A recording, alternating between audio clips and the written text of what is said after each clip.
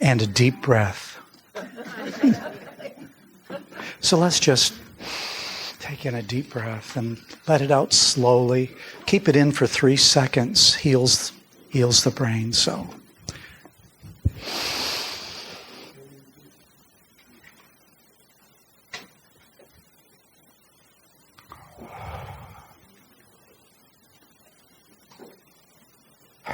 Wow, doesn't that relax you?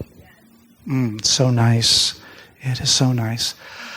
I want to thank each one of you for being here. Thank you so much. Together, we've been on a journey, right? We're going to be talking today about recovery strategies from addiction. Okay?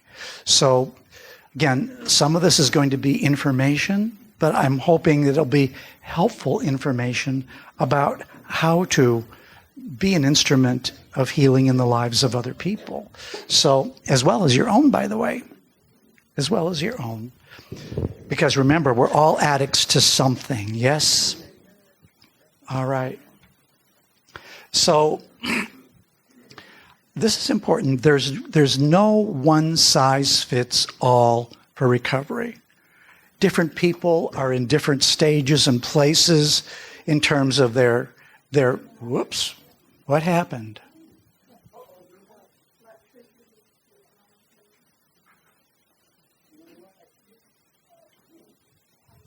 Okay, there it is. Praise God. Woohoo. All right. So the real goal, whoops, it went away again.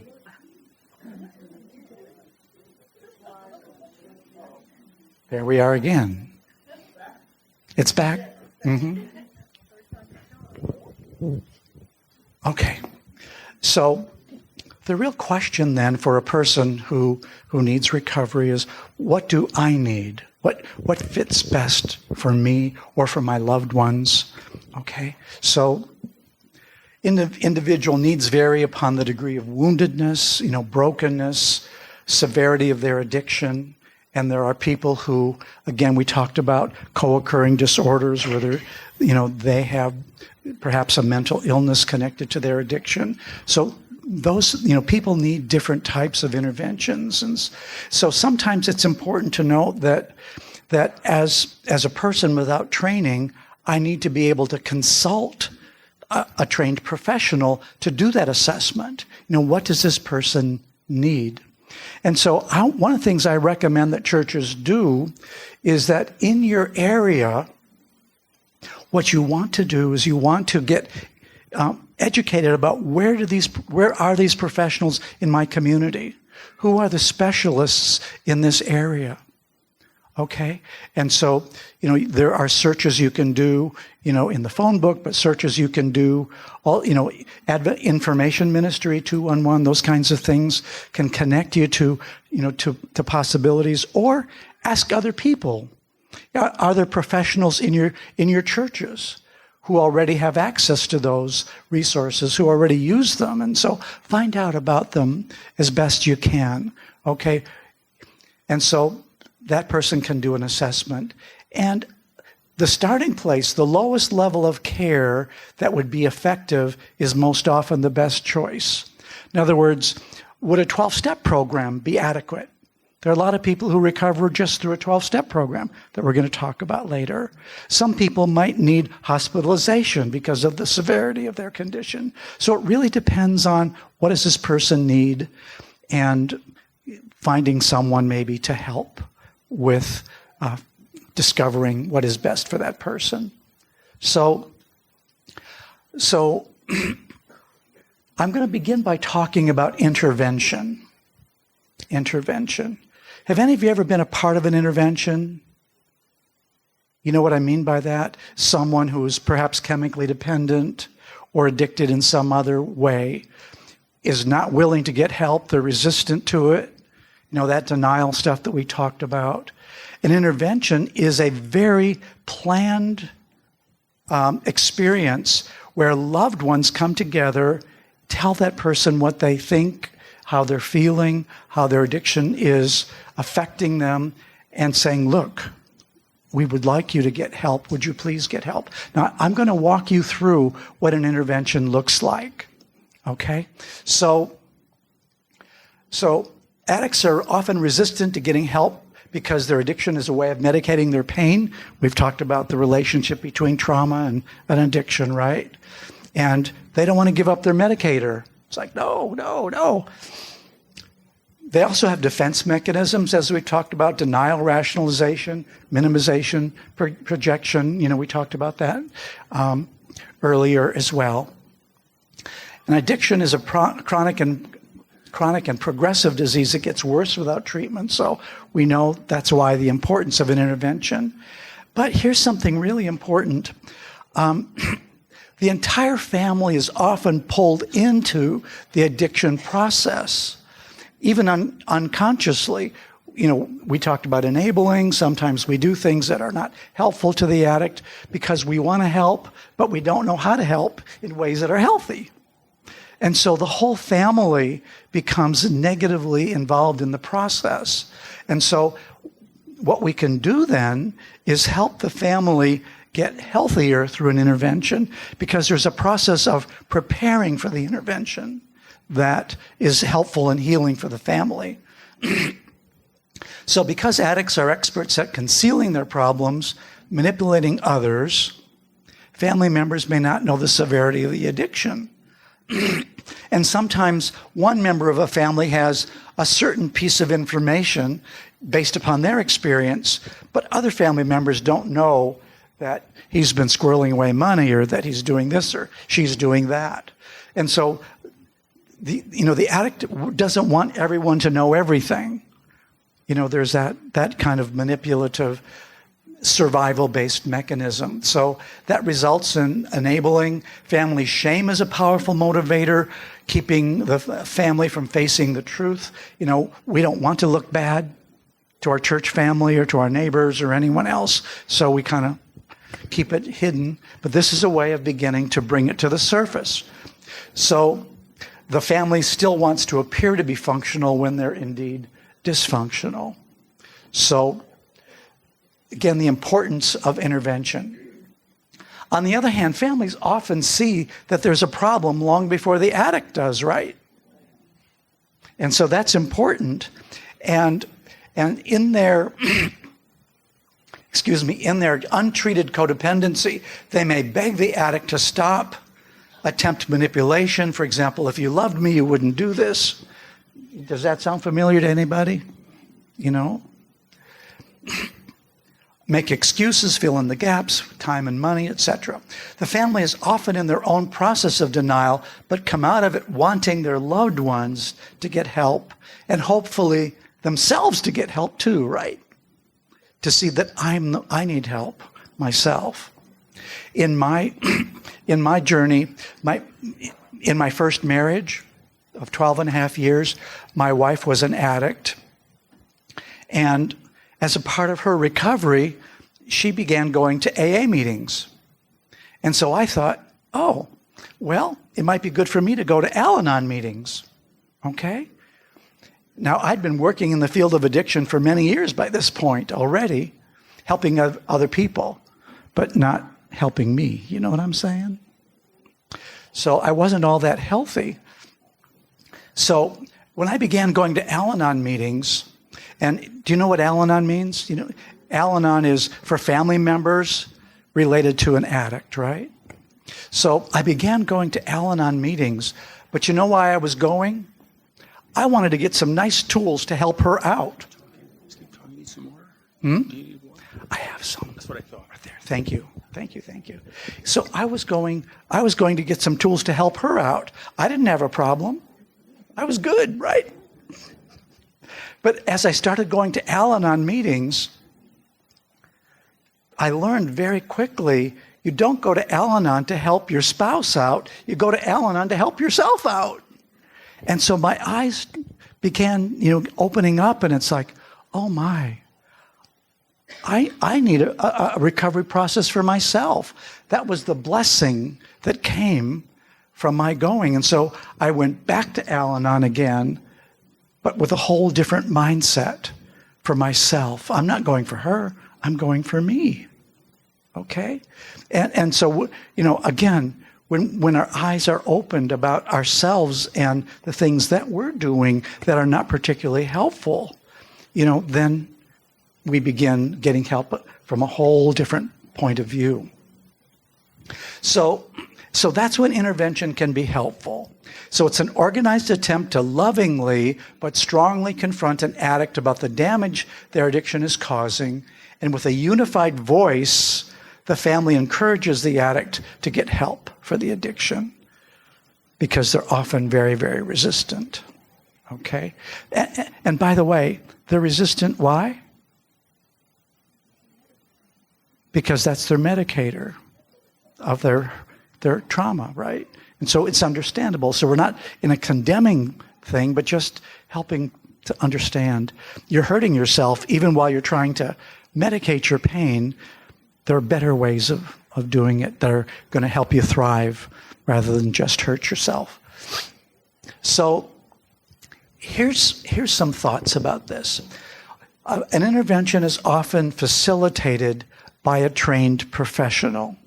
I've done many interventions with families, and one of the things I want to share with you is there's good news. Research shows that 9 times out of 10, interventions are successful. And by successful, I mean the addict does go to treatment if they're done well, right? If they're done well. So that's a good thing. But you need someone who knows how to facilitate one, how to help the family prepare for one. And so you discuss then, who are the individuals? Someone calls you and says, hey, can I do an this is the situation. You say, well, maybe intervention could work. But then you discuss with them, who are the individuals most influential in the addict's life, including family members, employer, perhaps, the pastor, if they go to church. Who are the people who would need to be involved in this? It could be friends who are concerned about, one of their friends whom they love a lot, and they see him going downhill or her going downhill. So what you try to do then is, who are the people that we could bring together to work on getting this person to become willing to get help? Okay? That's the first step. Then you gather them together to be part of intervention preparatory sessions. Now, often people have the need, if you're going to really work and get this family together, there needs to be several sessions before the actual intervention itself.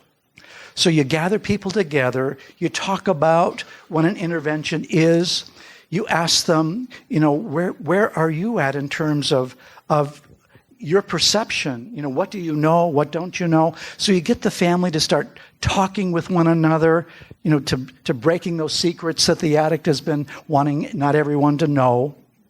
And so if you get the employer, he might talk about, wow, he's been late for work and has been deteriorating in his employment. He's such a hard worker, though, when he's sober. But when he's not, he messes up, But I want to keep him, I want to keep him.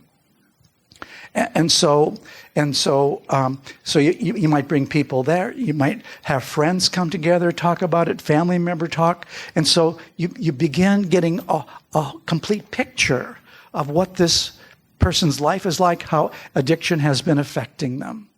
Okay? So that's the first part, kind of sharing the story, getting the fullness of the story. And then you begin coaching them in some of the next sessions on what to say that would be loving but strong. Strong boundaries. Okay? And so some of the messages might be, my son, if it's a father, my son, you mean so much to me. I love you as my son so much, and I hate to see you hurting yourself, but remember when you keep calling me to try and help me bail you out, of when you get arrested? My son, I love you, And because I love you, I want you to know that I want you to get help. I want you to, and again, the trained professional has already defined what that help will look like. Okay?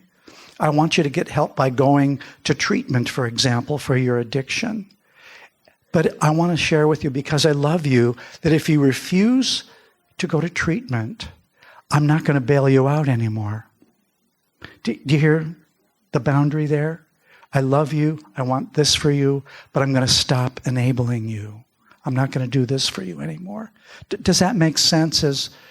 And so what you ask people to really think about and pray about is, what kind of loving, caring boundaries are you willing to set for yourself as you are trying to help your addicted family member? So far, any questions about that before I go on? Does that make sense for you? Okay. So you're coaching people about what to say. Okay. And when they're ready, again, you're preparing them. When they're ready, you begin thinking about the next steps. You determine who has the most powerful influence with the addict. And you plan for them to speak last. Why do you think last?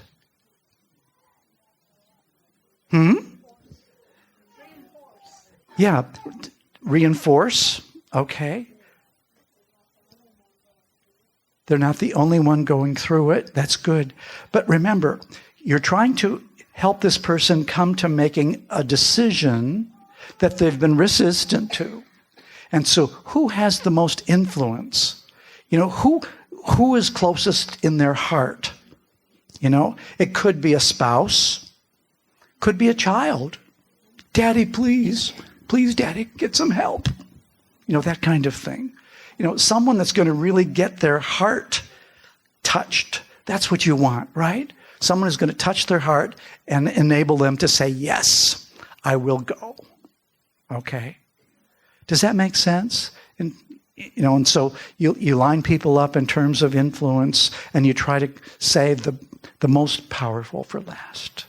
Okay?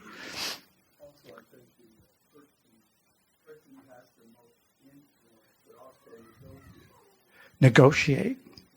Okay, the person with the most influence could negotiate. I'm repeating it for the recordings. So thank you. You're right. Okay, then what you do is you schedule a date, time, and place to hold the intervention, right?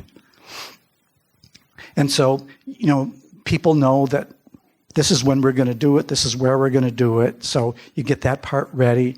But then, do you tell the addict, hey, we're going to do an intervention on you, and so we want you to come and show up at this particular time and place to do the intervention? No, that doesn't work. Okay? And so often, what we suggest is, to have someone like maybe a sibling or someone like that say, hey, can I take you out, and then, you arrange to meet and all of that kind of thing. And then you bring him to that place where the intervention is going to be held, right? Okay. And so at that point, they meet the one who's leading it, the professional who's coordinating it, and he's invited to come in or she's invited to come in, and you begin the process then. Yes. Hold on. You need their physical needs met first. So you have to make sure that they've been fed good, they've slept good, or this thing won't go on. Well, that's important. Again, sometimes you can't control that, but you try to make it as comfortable as you can, for them. You can always provide food there. Yeah. So you can provide food for them, but absolutely, if they don't have sleep, and they don't have the food, they don't have what's going to help them think. That's certainly the ideal. I totally agree with you. Absolutely. That's why God did it. That's why Jesus. Sure. He met the physical needs first. Good idea. So now, if inpatient treatment is warranted, okay, what you do is you arrange for admission without him even knowing it, okay? So you contact the treatment center, you schedule the date for admission, to coordinate with the date of your intervention, and so if you're going to do that, someone has to pack a suitcase, get everything ready, right? Unbeknownst to him, but you get it all ready. If the treatment center is a drive away, or if it's a flight away, you arrange, for transportation, someone to go with him, all of that kind of stuff to make sure he gets there or she gets there. Chances are they won't get there by themselves necessarily, so you have someone accompany them. That's always the ideal. What? What if they back out? That's always a possibility. But that's why you've arranged it, and you tell them in the intervention, thank you for saying yes to go to treatment. We've arranged for you to go to treatment. I have your suitcase. I have your airline ticket, or I'm going to take you, or whatever. You've already arranged all of that. And you don't want to have him, you don't want the plan to be for the next day or the 2 days, because the danger is he's going to back out if you don't go right away. And so you make arrangements. Okay, you're going to go. Let's go. And you go. Okay? So, it has to be done that quickly, because there's this chance of backing out if you don't take action right away. Okay?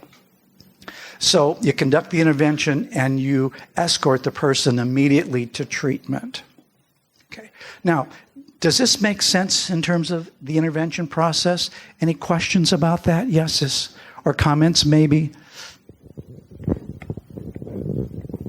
I would like your evaluation on it. I have a friend of mine that went through this. He was the person that had the addiction, and his wife planned with a therapist the whole everything, and he went. He was offended to start off with. He was not upset, not happy with it. He went for the 30 days at the treatment center, and on the flight home, he was drinking. So he just rebelled against the whole thing. Is there the surprise attack seems to be very offensive to some people. Yeah. And you can understand why the surprise attack might be offensive to some people, right? And so, I got it. But again, often what happens is people go because the loved ones have encouraged them to go. I'm not going because I want to go. I'm resistant. And that resistance is something to acknowledge. Expect it, okay? Now, but a good treatment program understands the resistance, and the goal is, while that person is there, to change their motivation is, I'm here to please my loved ones because they said that I should be here, to I want to be here for me. I'm worth it. I want to recover. I want to get better. So a good treatment program will really try to help shift that, because they know the motivation for that person to be there. And even if it's not an intervention, sometimes a person will go because their doctor has said to them, look, if you don't go, your liver's going to give out. Or the judge says, I'm mandating you to go to inpatient treatment. So they're going because someone else is making them go, or their health, So they're going because of an external motivator, and the goal of treatment is to bring that external to internal. I'm worth it. A lot of people who are addicts, they don't know that they're worth it.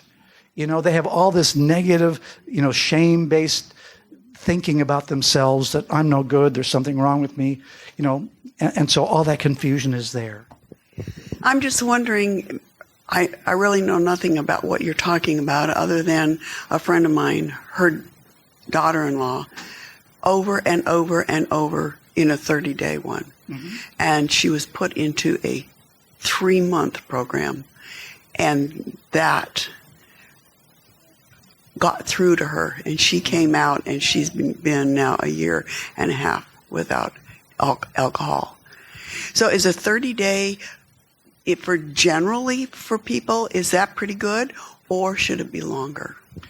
Well, a part of what should happen in a treatment program is that they're assigned a counselor for individual counseling to kind of assess them and their situation, okay?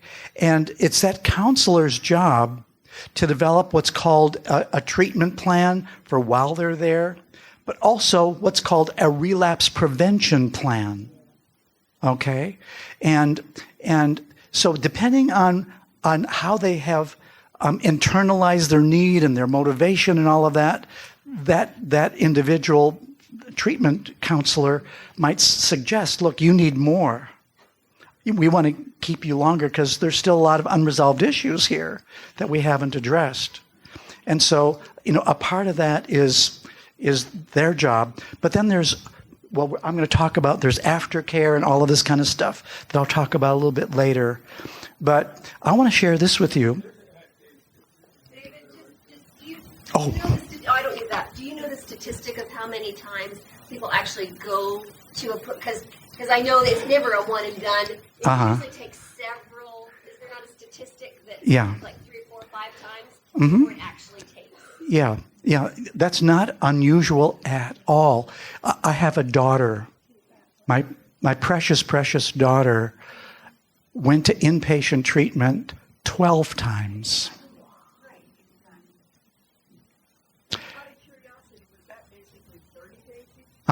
It was inpatient treatment, normally 30 days. But she also went to a halfway house. And I'm going to talk about what a halfway house is, a little bit later. But she went to a halfway house, but she started drinking in the halfway house, which means automatic expulsion, right? Okay. But you know what God has done? Let me tell you what God has done. She got married to this, wonderful man, and he said to her, look, if we get married, I'm not going to put up with drinking. I'm not going to just do that. He was healthy enough to set that limit and that boundary. But God arranged for her to get a job at a rehabilitation hospital for mentally ill people who were also addicts. And you know what she does in that job? She teaches people about addiction recovery. She teaches people about mental health. And you know what? Since she's helping other people with it has been such a blessing to her. It's a part of her staying clean and sober now. And she just celebrated her 2nd anniversary of sobriety. Yeah. I'm such a proud daddy. I had a nice conversation with her earlier this week, and so she still has some trauma issues to work on, but she's been sober, and it's been really, really good. So yes, okay, some other comments or questions. Yeah. Let me get this guy first.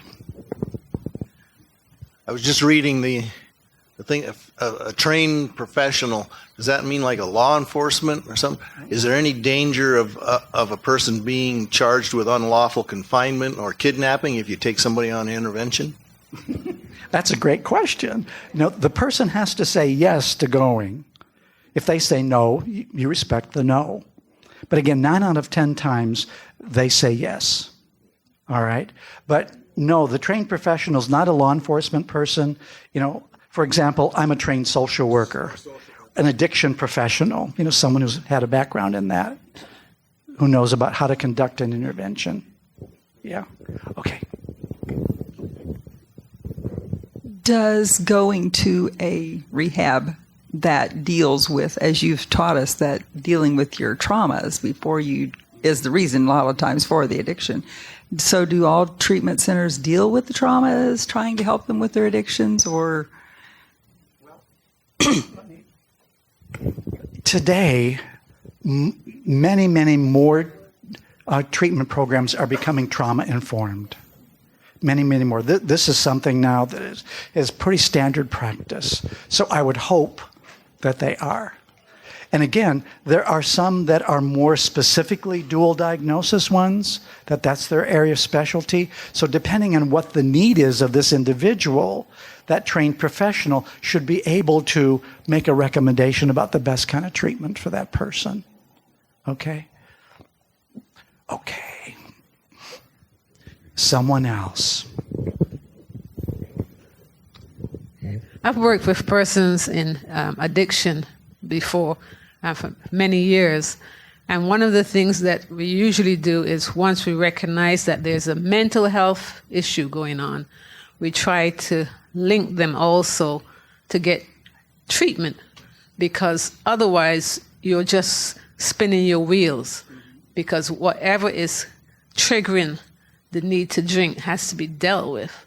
And I also wanted to mention that majority of people who go for treatment, they are resistant to doing it.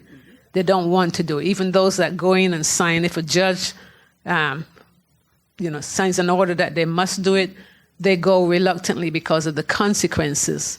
But one of the things that makes a significant difference, I've dealt with people who the judge has ordered them for treatment. Once they get in there and you as a clinician treat them with love, with respect, and they see that you have an interest in them, that you're not just another number, many of them turn around and they start to have an internal, personal desire and interest in their own treatment and recovery. Thank you. You're absolutely right. What are you saying? The man on the end. He's a good-looking man on the end. I mean, oh, you have something to say? I have a transitional house, and I have a young man that fell off the wagon a couple weeks ago, and they arrested him, put him in jail. Mm-hmm. Now, I've never done this before, but I'm thinking about talking to him. And I was thinking that they use it to resist the devil and he'll flee from you. Mm-hmm. And verses like that for him. So remember, I talked about relapse as being an opportunity rather than a rejection, right? And so some houses like yours, and thank you for doing that, by the way, because we need so many more, but a lot of houses, there is an automatic rule that if you drink, you have to leave. But many of them say, but if you really get help and get turned around, you're welcome to come back again. So it's not a forever, expulsion, but, we need to let you go. We can't have that going on here. But, if you get it together, you're welcome back. That kind of a policy is good. Yeah. I wanted to say that one of the things that I do, I'm a chaplain with the Department of Correction. And then what I do notice that there's also a spiritual vacuum where they have not learned how to be grateful for the small things that they accomplish. And sometimes having that hope and realizing that every step forward can be a permanent one. And you may not be where you are or want to be, but you can trust and hope, that God is on your side and he would never leave you nor forsake you. And even though you make a mistake, as you said so eloquently, that it doesn't matter how many times you fall. A righteous man falls 7 times, but he gets back up again. Yeah. And sometimes they need our help to get back up again. So that's this grace-filled approach. Yes. So as much as the person that has the addiction needs help, the family has to also heal. Mm-hmm. And it's not just the family, it's the behavior. It's like there can be no alcohol in the immediate family, but it could be in the grandfather or great-grandfather or grandmother. It is a taught disease. Mm-hmm. So even if you don't know why this thing is going on, it is a behavior disease that is taught. Thank you. Thank you so much. Okay. Let's talk about detox real quickly, okay? Again, I used to be director of a detox center, but this is a needed period for detoxification when there are going to be withdrawal symptoms like elevated blood pressure, temperature, tremors, hallucinations, and seizures. We talked a little bit about that the other day. Sometimes the addictive agent determines what the detox protocol is going to be, And so, for example, if you're addicted to cocaine, you don't use chemicals, they need to sleep. to get it out of their system. But so it really depends on what the addiction is. It's a time to get away from temptation and return to addiction. So this is detox. But I want to ask you this question: is there a difference between being clean and being sober? The goal from detox is to come out clean. But detox is not treatment. It's really important. They need more because the real goal is sobriety, not just being absent from your chemical. So an internal change, I care enough about myself. I'm working a program of recovery. I acknowledge, my addiction and how it's impacted others, and I want to work a program, to overcome addiction. So again, detox is an important thing for people who might need it. Again, withdrawal is often supervised in a medical setting, such as a hospital, chemical dependency treatment program, or even a freestanding detox program like the Salvation Army often has. There are some medical persons who also do detox on an outpatient basis. That's a little more challenging, but for some people, that's the option that works for them. And so the detox process often uses a drug to manage, but also, as we talked about the other day, social support. This is important. One goal of detoxification is that the addict agrees to engage in an appropriate level of treatment. But detox, again, is not treatment. There needs to be treatment that's followed up with that. Do you know that addicts need to grieve the loss of their addiction? It's like they've been in a relationship with this chemical for a long time. It's been their best friend as well as, of course, their greatest enemy. But they need to grieve the loss so that they can move on to what's healthy. And so we need to understand that part as well. So addicts are often addicted to multiple behaviors, emotions, thoughts, and compulsions. Therefore, detoxification can be complex. And there also needs to be psychological detoxification. Now, what I mean by that is, this relational aspect, but there are some process addictions. For example, what if my addiction is gambling? What if my addiction is pornography? Is there still a withdrawal process for those kinds of process addictions? Absolutely. Absolutely. And so we need to recognize that part of it as well, the psychological part. Again, dual diagnosis. And so, okay, so another comment here. Another thing, this stuff is demonic. And you're going to have to use the Bible to get through to some of these guys. You got to. Yeah. Yeah, as Christians, certainly we want to use biblical principles, don't we? And we're going to talk about the 12 steps. Hopefully, I got to speed along here. That's why I'm kind of speeding a little bit here to talk about that. So inpatient treatment. Some people need more than just a 12-step process. They need healing for their trauma. They need to get out of denial, and the group process there in inpatient treatment really is designed to help form a safe community where people can lovingly but strongly confront one another. If they're BSing, we talk about that in treatment because that's what people talk about, right? These are real people, and they kind of talk that way many times. But so components are often psychoeducation about what addiction is, what recovery is, different aspects of that, individual and group counseling, orientation to and attendance at 12-step meetings is typically a part of most treatment programs. There also is, again, family programming. I require that, when I send someone to treatment, and aftercare. Now, aftercare is important because people need continuing support after they are discharged from the treatment program. So a good relapse prevention program is, I'm going to go to so many 12-step meetings a week. And normally when a person first gets discharged, the protocol is 90 meetings in 90 days, the first 3 months, every day.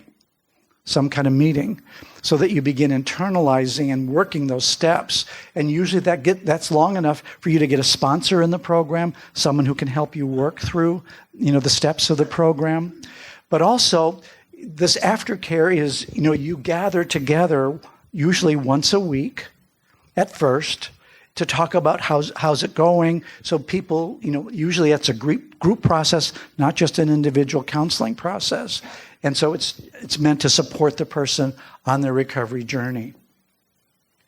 There is also intensive outpatient programming for people who can tolerate that. Again, that's not taking you away from the situation. There are some people, for example, who their whole series of friends and associates are addicts. And am I going to be able to engage in this intensive outpatient and still stay sober if my friends are saying, hey, come on out and drink with me? So that's a factor that kind of determines whether this will work or not. So it's a viable option when there's a family that's working a recovery program together. They're often structured for several hours a day, several days a week, to cover the same type of psychoeducation and counseling that are given in inpatient or residential programs, okay? So that's another possibility if it exists in your area. It may or may not. Then there are halfway houses, okay? And some individuals have a repeated history of relapse, who have burned all the bridges with their family due to their addiction. And so a halfway house is an extended recovery experience in a safe, supportive environment that provides housing, encourages the residents to work as a way of getting them back on their feet so they'll be able to reintegrate successfully into society. There's no intensive treatment in a halfway house, but residents are encouraged to attend 12-step meetings each week. They also have a weekly house meeting where they come together and talk about and they have social support. Okay, so it's less intensive, but it's designed to get the person back on their feet, back functioning in a healthy way. Stays at halfway houses can range from like 6 months to a year, something like that, typically. Could be longer if need be. But it's, again, an extended place in the community where it's a safe place. Then there's individual counseling. Some addicts, for some of them, individual counseling can be helpful, but it has to be with a knowledgeable, addiction-trained person, whether it's a social worker or a counselor, someone who really knows, what that's like to go through it and who has been trained in helping people. Again, this can be helpful, but often alone it's insufficient. For example, if someone wants to come to me for addiction recovery, I require them to go to 12-step meetings as well as a part of it to get involved in working a program of recovery. So that's really important. Okay, now, the 12 steps. I told you that the Adventist Church has a program called Adventist Recovery Ministries, right? And as a part of that, we have a 12-step program called, who remembers? Journey to Wholeness. Journey to Wholeness is our Christ-centered 12-step program. Now, here are some of the materials, okay?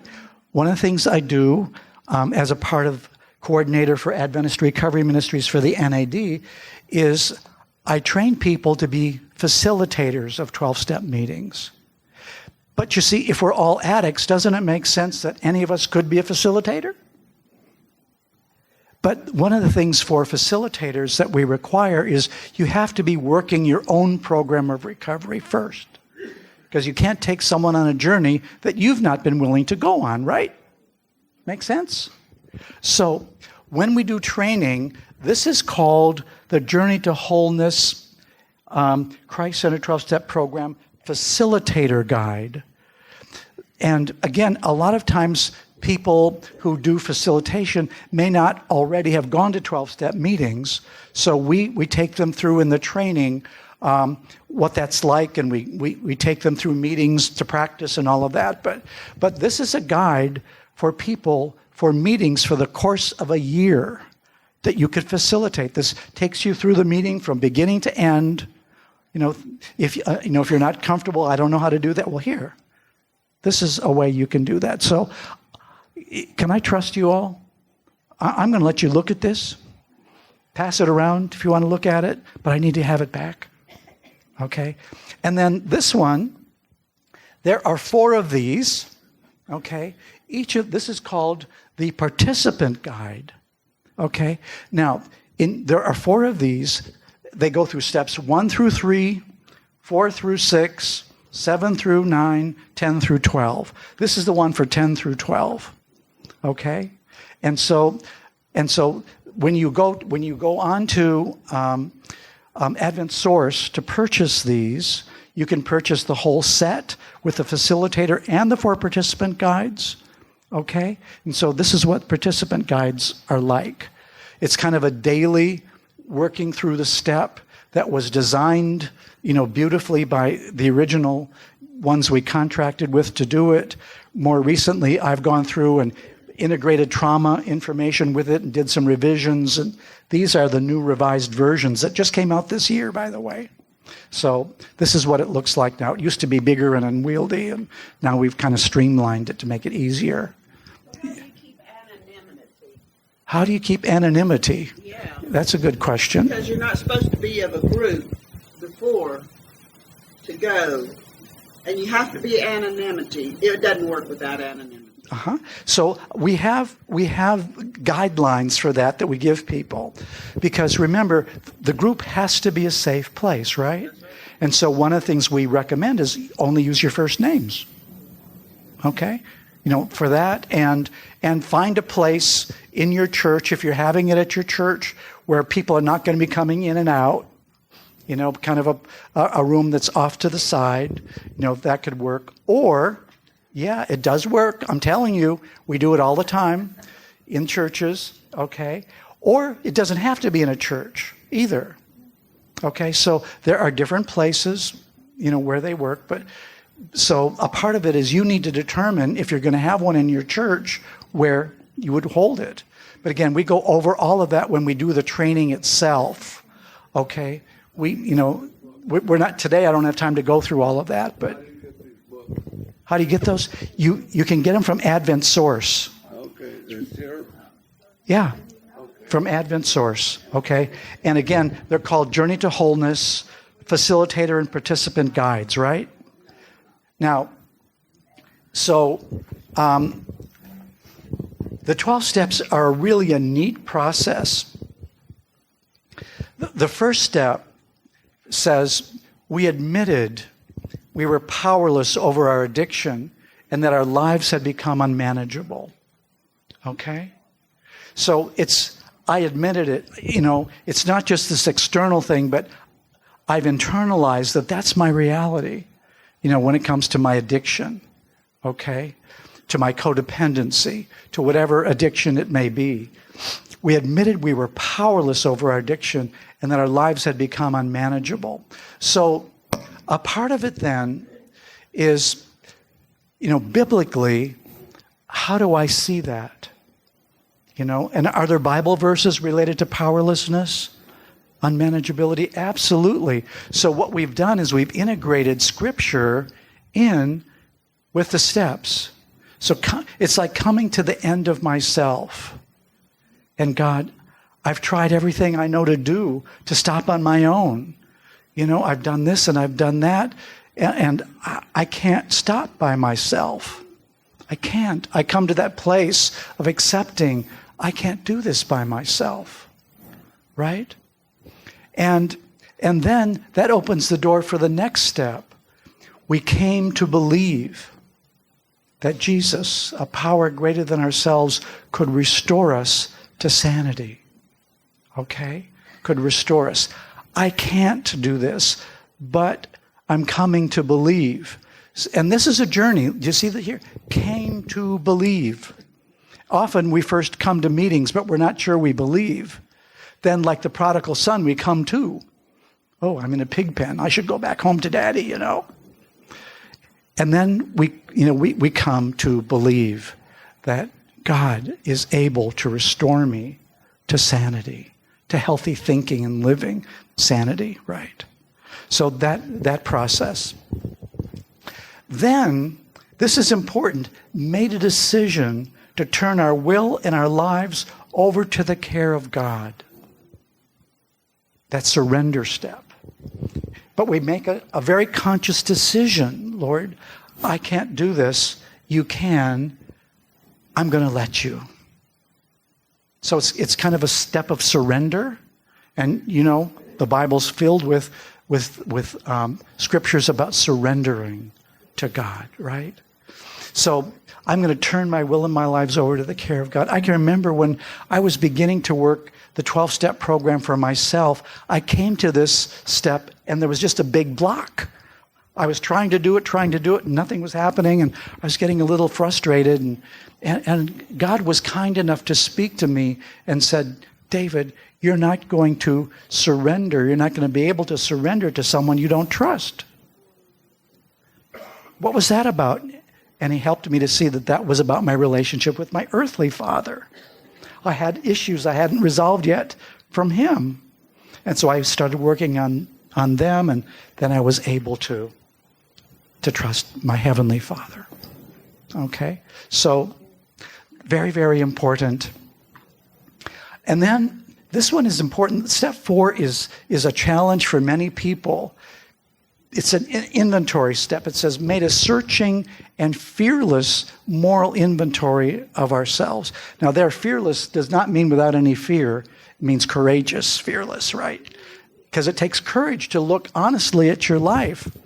And so you write out, and I recommend that people write out their 4th step, not just on the computer, but you write it out, because when you start writing things out, there's a connection between your hand and your brain, and memories start coming, and that you may have repressed a long time ago. But this is a really important step. So in this step, we take a look honestly at things like our resentments. We take a good, honest look at our past, maybe sexual behavior. We take a look at our fears. And again, we've created worksheets for all of these different things that are in the Journey to Wholeness materials that are available to you. But we not only focus on, we also share our story, including our story of trauma, whatever's happened to us. Our ACEs and trauma stuff. And so we look at that and how our lives have been impacted by that, so we can really look at that and embrace that as a part of our recovery journey as well. And then we write it out, this fear, and it also includes, by the way, your strengths, not just the negative things, but your strengths as well. We want to have a real good, comprehensive look at this. So you write it out. The last time I did one, it was 25 pages long. Okay? So, we try to really searching and fearless, very thorough moral inventory. But then, step 5, we admitted to God, to ourselves, and to another human being the exact nature of our wrongs. So as a part of that, we're talking to God about our lives and about all of this, as a part of our devotional life. By the way, do all of you have a morning devotional time? Okay. I make it a point of doing my 12-step work as a part of my morning devotional time. It's just a way of building it in so that I get it done and not put it off, okay? And, those are just some wonderful, sweet times with God. Talk about what's going on in my life and on my recovery journey and the step that I happen to be working on at the time. By the way, when you get done working through the 12 steps, are you done? What do you do next? Exactly. You start all over again at step 1. And I like the analogy of peeling an onion.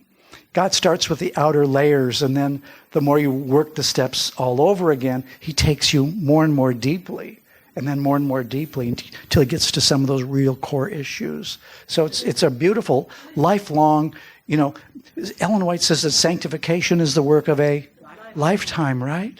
And so that's what this recovery process is about. It's about growing in health, in character, resilience. All of those kinds of things are an important part of it. So we're admitting it to God. We're having God, talking to God about our 5th step. we're admitting it to ourselves, and then we admit it to another human being. Now, another voice, another someone who can hear us and not condemn us, but be on the journey, can hear us, right? Can see us. It's like, oh, I've been there too, right? And so sometimes it might be your sponsor in the program, the person who's working with you on working through the steps. It could be your pastor. It could be someone else that you're really close to. But it has to be someone that you have a relationship with, that you trust, that whatever you say is going to be held in confidence, right? By the way, is your church safe for that? But how can we create it to become safe if it's not? But, we have to be careful of gossip, those kind of things, But is it safe? And there's an intentional effort to make your church safe. It's not automatically going to become safe. And that's why if you have a 12-step meeting, you establish that culture. You talk about it before you start. This is, we don't talk about what goes on in the meetings, for example. It stays right there in the meeting. And again, every 12-step meeting, you read through the materials, and the facilitator says that every single time. What is said here stays here. Okay? So, again, you share your inventory in step 5 with that other human being, and normally, it's someone who's also working the program, themselves if possible, and I used to be the chaplain in a chemical dependency treatment program, a 30-day program, and before the residents were allowed to leave, they had to come and do their 5th step with me. And I want to share with you that when people would do their 5th step and honestly talk about, their lives and all of those kinds of things, when they left, it was like this big weight was just lifted off their shoulders.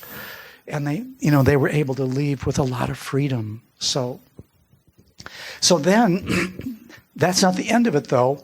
Step 6, we were entirely ready to have God remove all these defects of character that we identified. We asked God to remove them. Okay? So we were the first thing is we are entirely ready.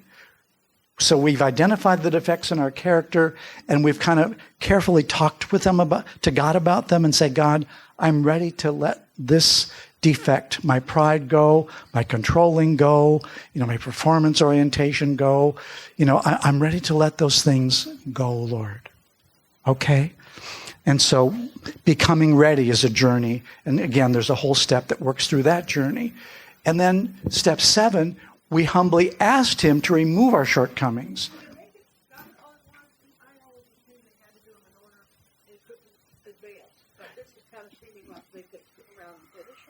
Well, the ideal is that you work through the steps in the order, in which they're given. That's the ideal. Okay? But sometimes when people come to 12-step groups, you might be working on one step, but they have to go back and work on another step. And so, there has to be some flexibility in the journey too. Then, listen to this. Step 8, made a list of all persons we had harmed and became willing to make amends to them all. Make a list. So this is another one where you write it out.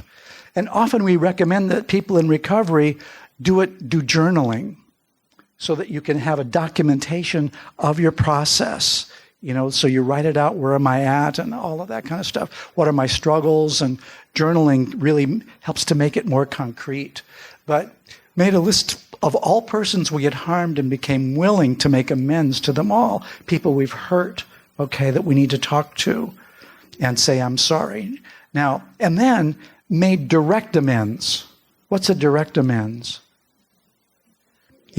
You try to encounter that person, and say, may I have some time to talk to you about how I've hurt you? You're very direct, and then if they say yes, you go to them and say, this is what I did, that I'm so sorry that I hurt you. I need to try to, if I've defrauded you or done something, I want to make a plan to repay or whatever it may happen to be. But whatever it is, sometimes it's just an apology sufficient, whatever it may be. Okay? So, but that's healing for you, right? Making amends with other people is so healing for you as well as hopefully for them, right? So a direct amends, wherever possible, except when to do so would injure them or others. Can you think how going to someone could be injurious to them? Can you think of an example of when that could be hurtful? Let me give you, for example. Oh, go ahead. You got an idea here? Yeah, if it involves like infidelity in somebody's marriage or something like that they don't know about. Yeah, exactly.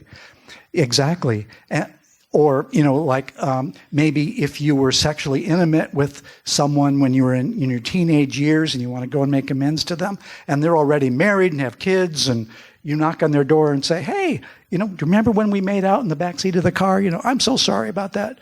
And the husband says, who is that? What's that about? Do you see the potential danger there? Or, for example, in the case of domestic violence, it wouldn't be safe, And so, again, that's where you have a sponsor to kind of help you think that through but again, the point is you're willing, it's just not helpful to that person, right? And then I love these steps. These are kind of called the maintenance steps. We continue to take personal inventory. And when we were wrong, promptly admitted it. So we made this big inventory through step 4, right? But now we make it a daily part of our lives. That when, like at night before you go to bed, is there someone that I've hurt? Was I cross with my wife or my husband today? Or with a friend or somebody like that. And so, Lord, we try to make this, we build it into the normal daily routine of our lives. Okay? Yes, sis. Hold on.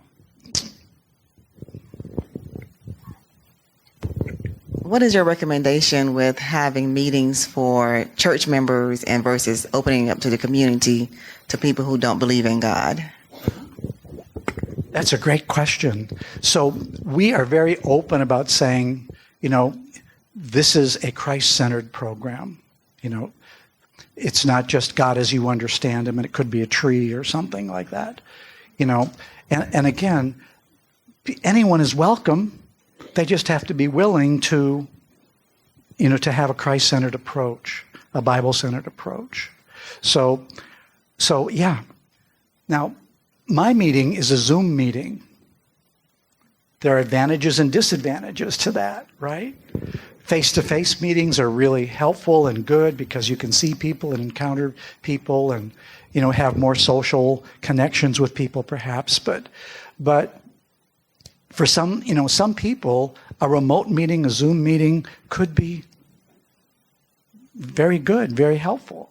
I've had people come from Australia to my meeting, to my Zoom meeting, from different countries in the world. And so, and I'm going to give you the link to it, today, right after, we finish going through the steps.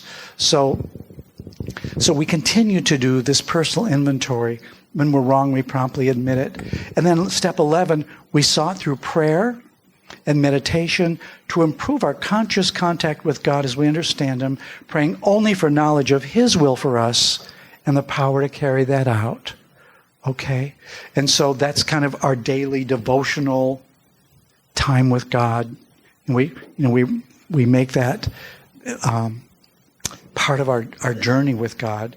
And then step 12, having had a spiritual awakening as a result of these steps, we try to carry this message to others and practice these principles in all of our affairs. So we make this kind of just a part of all of our life. It's kind of character development and growth. We're committed to this process and to this journey. And then we invite other people. And sometimes it may be like an evangelistic kind of thing where you go out and you struggle, you see people struggling and you invite them in. But other times it's simply, you're changed, you're transformed, and people say, sis, what happened to you? You're different. And then you get a chance to say, well, I've been working a 12-step program, and it's really been a blessing to me. You're welcome to come too. Okay? Yeah. I have a question. So if you do include this 12-step program in your devotion, are you saying do this like the whole 12 steps in your devotion at one time, or just take it one step at a time? The resources that I shared with you, okay, they are meant to be done. There are 5 days a week that we have devotions for, those resources for. 5 days a week. Over the course of a year, you work through all of the 12 steps. So I start with step 1, 5 days, but you do each step over the course of a month. And then step 2 the next month, step 3 the next month. So over the course of a year, you work through all the steps. Okay? So again, this is a blessing. So here's about my meeting. It's 7 o'clock Eastern Time. Zoom meeting open to anyone. And in the meeting, participants are encouraged to work the steps for themselves, but also to practice facilitating. So this is not just, I don't want people to become dependent on me. I want to empower you to learn to facilitate groups for yourselves, right? In your own churches. But the best thing is if there could be a way that if enough people are interested, we could come and do a facilitator training for you over the course of a weekend, if there's interest. And that way you actually go through a whole lot of training about how to do this. You're better equipped. But this is another option. So there's the Zoom link if anyone is interested in coming or inviting other people to come. So, any thoughts? Any more thoughts or questions today that you have? What kind of time do we have? 4 more minutes, 3.5. Yes? I just wonder if you have any comments on marijuana or CBD gummies, not alcohol. Not alcohol. Okay. So marijuana is legal in many states, right? Okay. I just recently attended a training. It was over the course of 47 hours on the treatment of addiction and trauma together.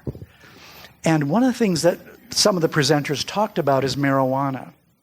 In other words, is it innocuous or not? Okay. THC is the active ingredient in marijuana. And the research is showing this, that when marijuana is used, particularly by kids, you know what I'm talking about? There's damage to the brain that occurs, okay? There's damage to the brain that occurs, and often it's, severe anxiety, depression, or even other forms of mental illness that comes as a result of excessive exposure to THC. So it's not safe. It's very damaging. So thank you for that question. Thank you for that question. Before they turn it off, would you find the slide on codependence from yesterday? Find the slide on codependence from yesterday. Okay. I'll find it for you. If you stay just a minute afterwards. Yeah, we'll do. So don't turn it off. Yeah. Is it what? Is it reversible? Well, again, yes and no. I mean, it can be through abstinence. It can be reversed, but there may be some permanent damage that they have to deal with too. So it's not either or. How much is that like alcohol?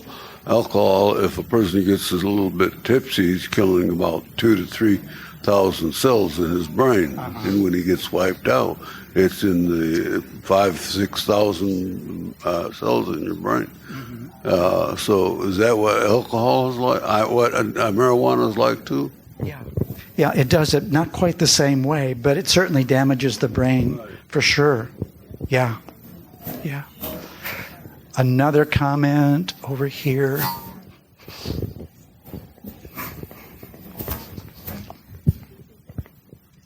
Okay, I understand and agree that THC is not innocuous.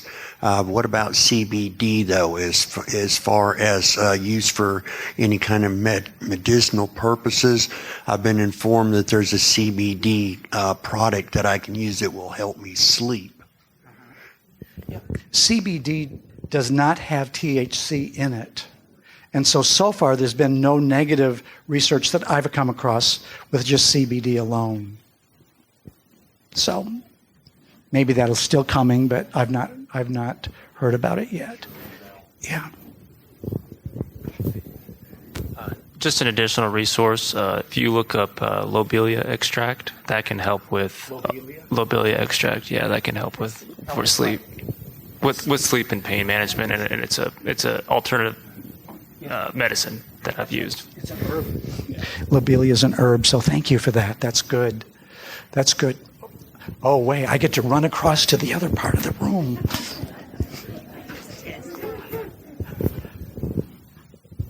What are your thoughts on addiction to processed sugar? Don't do it. We can become addicted to that very easily. Yeah. It is, but it's not healthy. It's not healthy. It's not the best alternative for us.